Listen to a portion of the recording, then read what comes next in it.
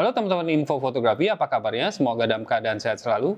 Saya Encecin dan hari ini saya akan sharing pengalaman saya tentang kamera Nikon Z-Fc. Kamera ini adalah kamera mirrorless yang desainnya itu seperti kamera film. Nah, penasaran kan bagaimana kinerja dan kualitas gambarnya? Yuk ikuti saya.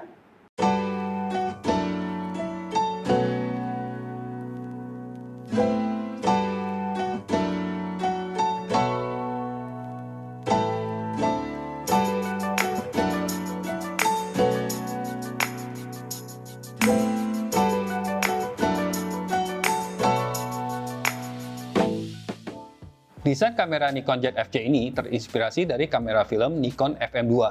Kamera ini sangat populer sekali di tahun 80 sampai 90-an akhir dan juga merupakan kamera pertama saya waktu saya mulai belajar fotografi. Tapi dari teknologinya tentunya Nikon Z-Fc ini jauh lebih maju ya, lebih modern. Kenapa? Karena selain untuk memotret, dia juga bisa untuk merekam video. Dan kalau kita sambungkan dengan kabel USB-C ke komputer kita bisa menggunakan kamera ini sebagai web camera untuk online meeting maupun live streaming. Ada dua cara untuk mengatur kamera ini. Yang pertama adalah mengatur ala kamera film, yaitu kita ubah modenya ke M dulu, dan kemudian kita bisa atur ISO-nya atau shutter speed-nya melalui roda yang ada di atas kamera ini. Selain itu, kita bisa ubah bukaannya dengan menggeser command dial, roda yang di depan kamera ini. Dan bukaan yang aktif akan tertulis di top LCD yang sangat kecil ini. Nah, cara kedua adalah menggunakan mode semi otomatis atau full auto. Di sini kita tinggal geser aja tuasnya ke mode yang kita inginkan. Favorit saya tentunya adalah yang mode A atau aperture priority. Nah, saat saya mengatur di A, maka saya tinggal mengubah bukaan lewat command dial di depan ini. Dan saya parkirkan shutter speed ini di sepertiga step. Untuk ISO-nya sendiri, kita bisa tentuin langsung melalui roda ini, atau kalau kita mau ISO auto, maka kita bisa setting di menu, kita set ISO autonya on. Saat ISO autonya on, tentunya nilai yang ada di roda dial ini tidak berlaku lagi. Ngomong-ngomong, saya juga senang bahwa kedua roda dial ini ada penguncinya, sehingga kita kalau misalnya nggak sengaja keputar, nah ini tidak akan mengubah nilainya. Jadi sangat handy dan aman sekali. Saya berkesempatan menggunakan kamera ini dalam sebuah photo walk bersama teman saya, Evita. Nah, kesan pertama saya saat menggenggam kamera ini ternyata tidak seberat yang saya bayangkan. Cukup ringan karena dia tidak seperti kamera Nikon FM2 ini yang full metal.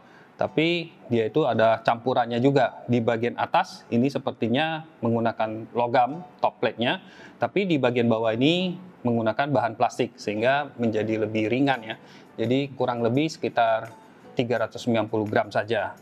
Nah, saat saya menggenggam seperti ini, tentunya karena desainnya yang flat ya seperti ini, tidak ada pegangan atau gripnya seperti Nikon Z yang lain, Z50 atau Z6, maka ini resiko bisa slip ya, terutama saat kita menggunakan satu tangan saat motret vertikal seperti ini.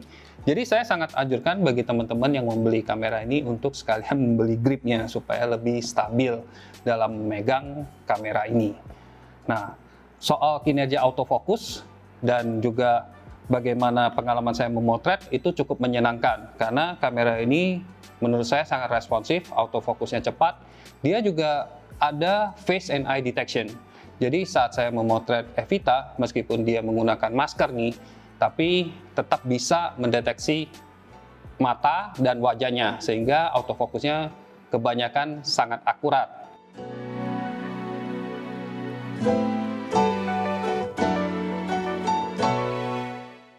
Lensa yang saya gunakan di sini adalah lensa Special Edition lensa Z 28mm f2.8.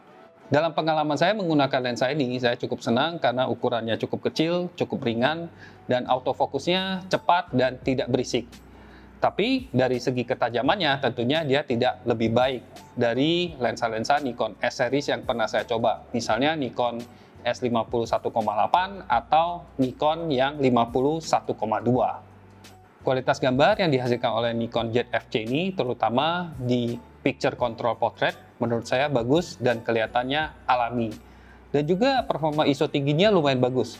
Saya sering harus menggunakan ISO yang cukup tinggi seperti 1600 sampai 3200 dan hasilnya juga tetap bagus meskipun ada sedikit noise yang mulai muncul, tapi tidak mengganggu soal warna dan ketajamannya. Kamera ini juga bisa merekam video sampai dengan 4K 30p, tapi yang menarik bagi saya adalah dia bisa merekam Full HD dengan kecepatan slow motion 4 kali atau 120 fps.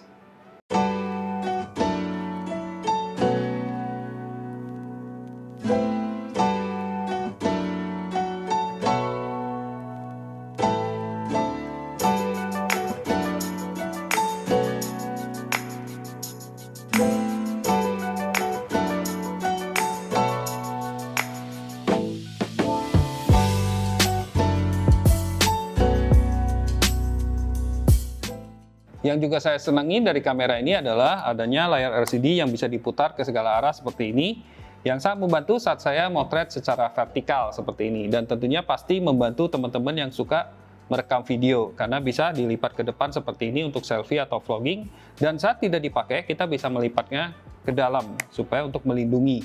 Selain itu, ini cocok banget untuk memotret dengan menggunakan jendela bidik seperti ini.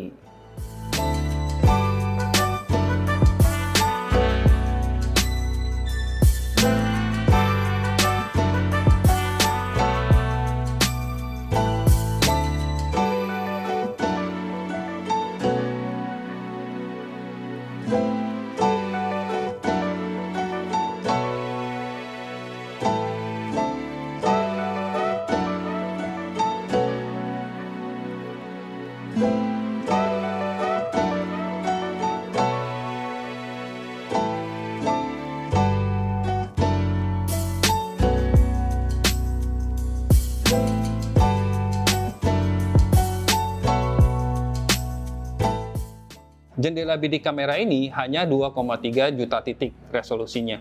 Tapi setelah saya mencobanya, oh ternyata ukurannya cukup besar sekali.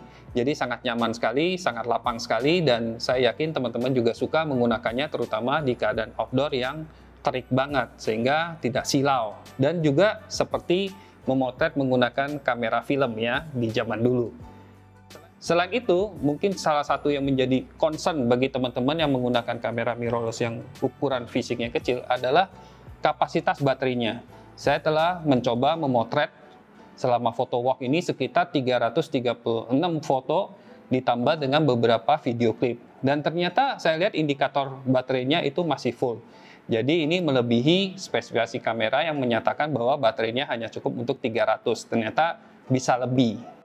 Ada beberapa hal yang saya sayangkan dari kamera ini. Pertama adalah dia tidak memiliki IBIS atau Inbuilt Image Stabilization di body, seperti abang-abangnya Jet 5, Jet 6, atau Jet 7. Dia juga tidak memiliki headphone jack untuk audio monitoring saat merekam video, dan tidak memiliki built-in flash seperti Nikon Z50. Saya pribadi sedikit menyayangkan bahwa kamera ini tidak memiliki sensor full frame, tapi APS-C 21 megapiksel. Kenapa? Karena kamera ini menurut saya muat untuk dimasukkan sensor full frame. Selain itu, lensa-lensa Nikon Z itu yang banyak itu adalah lensa-lensa full frame, seperti lensa 28mm f2.8 ini. Ngomongin soal lensanya, lensa Nikon Z untuk APS-C belum banyak ya. Ada 1650mm, itu lensa kit yang dipaketkan dengan kamera ini. Kemudian ada yang lensa telefoto 55-250mm, dan lensa baru yang akan dirilis yaitu 18-140 mm. Dan tentunya teman-teman bisa menggunakan Nikon Z yang full frame ke APS-C, itu tidak masalah. Selain itu, teman-teman bisa menggunakan lensa-lensa DSLR Nikon tapi dengan adapter, yaitu adapter Nikon F2Z. Nah, soal pihak ketiga, ini mulai ada beberapa yang membuatkan lensa khusus untuk Nikon Z. Misalnya ada Viltrox yang membuatkan beberapa lensa fix. Nah, yang itu bisa autofokus dan cocok untuk sensor APS-C. Untuk yang manual fokus, kita bisa melihat ada merek TT Artisan yang mulai membuat lensa-lensa manual yang bisa langsung dipasangkan dan digunakan di kamera Nikon Z ini.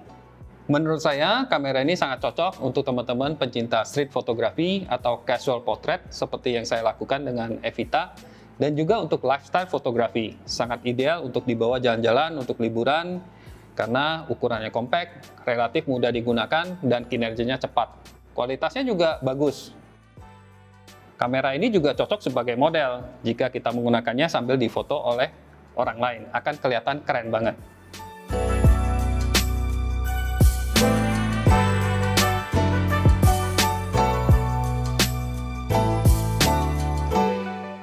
Saat saya mereview kamera ini, Nikon Indonesia sedang membuka pre-order untuk kamera ini. Bagi teman-teman yang tertarik untuk mengetahui informasinya, silakan lihat di deskripsi di bawah.